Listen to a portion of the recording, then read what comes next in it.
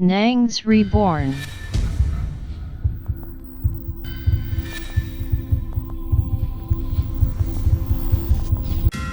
Waouh!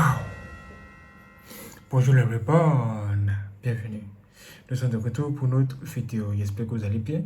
Si vous allez bien, c'est extraordinaire. Cette vidéo parlera de fantômes. Dans cette histoire, on va découvrir une jeune femme qui ne savait pas que son père était un fantôme.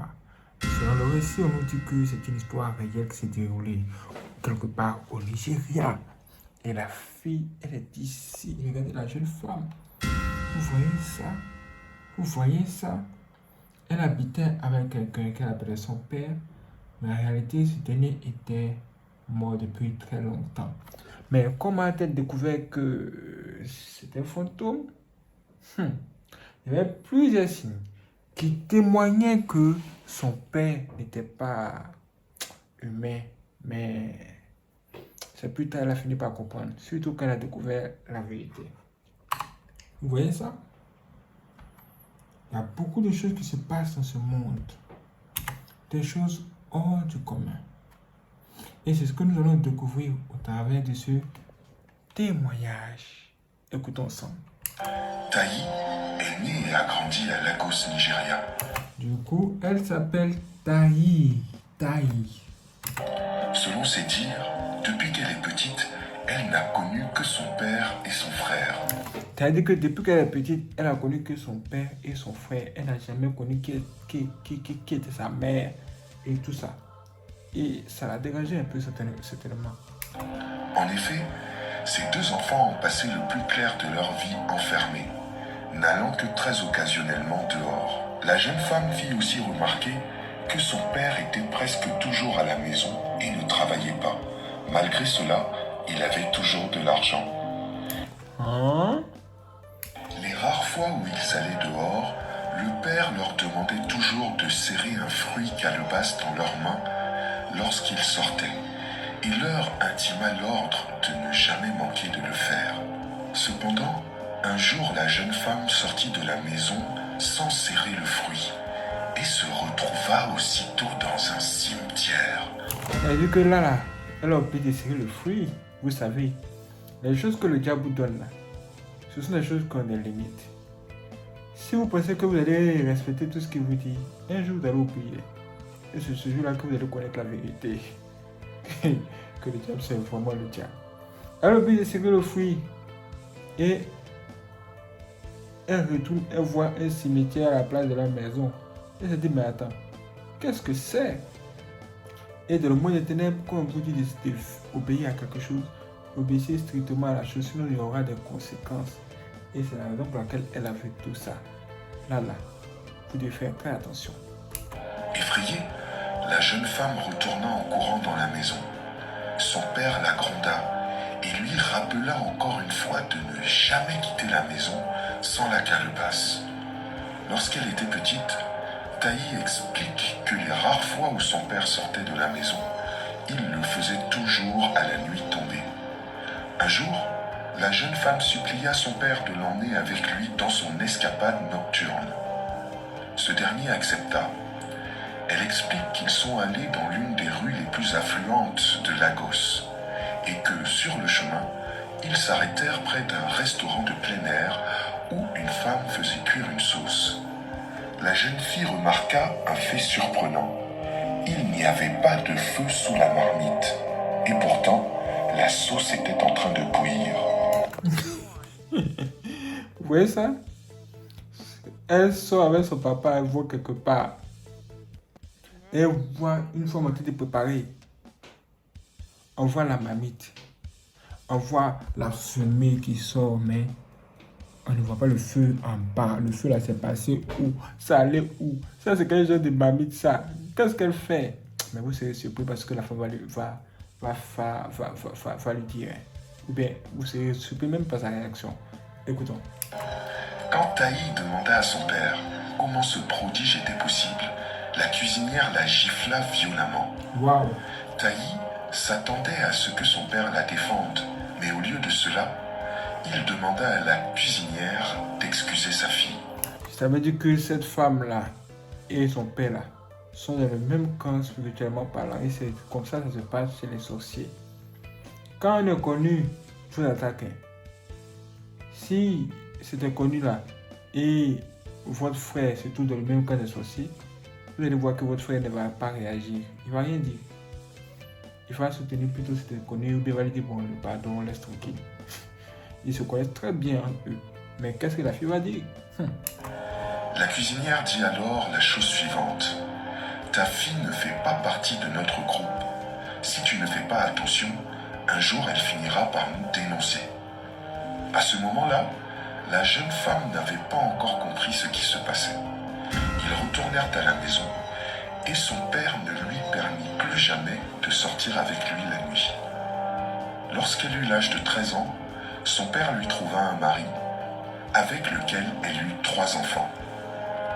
Mais lorsque son père voulut trouver une femme pour son fils, ce dernier refusa, en disant qu'il ne voulait pas se marier avec une femme de son espèce.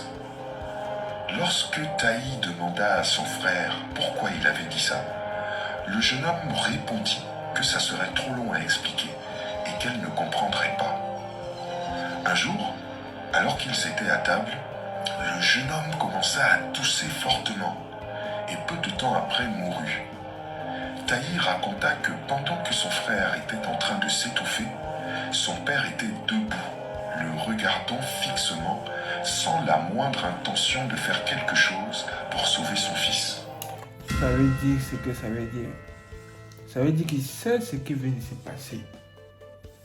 Parce qu'une fois que vous refusez les offres de ces sorciers-là, c'est comme si vous les défiez. Du coup, ils chercheront à vous éliminer. Et voici ce qui s'est passé avec le petit. Le petit lui voyait qu'il y a quelque chose qui était bizarre ici. Il savait qu'il y a une sorcellerie, il y a quelque chose de vraiment pas étrange. Et son esprit n'acceptait pas ça. Il était devenu automatiquement un opposant. Et le royaume des ténèbres voulait l'éliminer. Vous avez vu ça? Il y a plein de personnes qui se retrouvent dans cette situation, qui reçoivent des attaques sur des attaques. Vraiment, que Dieu vous donne beaucoup de la force. Parce qu'il y a beaucoup de choses qui se passent dans ce monde. Vous avez vu ça? Maintenant que son frère est mort, qu'est-ce qu'elle va dire? Qu'est-ce qu'elle va faire? Voyons même son père qui ne réagit pas. Son père sait ce qu'il fait. Il sait clairement ce qu'il fait. Il ne peut rien faire. Lui-même s'attend à ce que son fils meure. Parce que à partir du moment où son fils a refusé d'épouser cette fille qu'il a voulu la proposer, c'est comme s'ils étaient réellement devenus des vrais ennemis maintenant. Le père prit alors le corps inerte de son fils et sortit dehors. Le père a maintenant pris le corps de son fils pour sortir. Taï déclara que c'est à ce moment qu'elle comprit que quelque chose n'allait pas. Et c'est à ce moment-là qu'elle a commencé à comprendre que il y a quelque chose qui ne doit pas voir ici. Il y a quelque chose qui ne doit pas bon. Non, ça ne sent pas bon. Là, ça ne sent pas bon. Mais que va-t-elle faire? Mais elle avait besoin d'en avoir le cœur net. Après la mort de son frère, la jeune femme demanda à son père de lui parler un peu plus de sa famille paternelle, c'est-à-dire le père, les frères, la mère, en gros, tout le groupe familial auquel appartenait son père. Le père lui dit alors qu'il était originaire de Akure, une petite ville au sud-ouest du Nigeria. Il accepta d'emmener sa fille et ses enfants rendre visite à sa famille à Akure. Arrivé à Akure, le père les emmena à l'entrée d'une cour dont il stipula que c'était la cour familiale. Il les laissa devant la cour en leur disant d'entrer et qu'il serait de retour après avoir rendu visite à un ami. Lorsque la jeune femme entra dans la cour, elle fut questionnée par ses habitants. Elle expliqua alors qu'elle était la fille de son père, qui faisait partie de leur famille. Les habitants furent surpris et lui dirent que l'homme qu'elle décrivait comme son père était en fait mort depuis longtemps. Wow. Ils Ils emmenèrent même la jeune femme à l'endroit où se situait la tombe de son père. Taï n'était pas plus choquée que ça. Elle se doutait déjà depuis longtemps que son père était un fantôme et avait juste besoin d'une confirmation. Elle tenta alors de retourner à Lagos, espérant que son père rentrerait et lui expliquerait tout en détail. Cependant, elle n'arrivait pas à trouver le chemin du retour. Elle avait perdu sa calebasse. Elle se souvenait que le village de son mari n'était pas très loin et réussit à se rendre là-bas.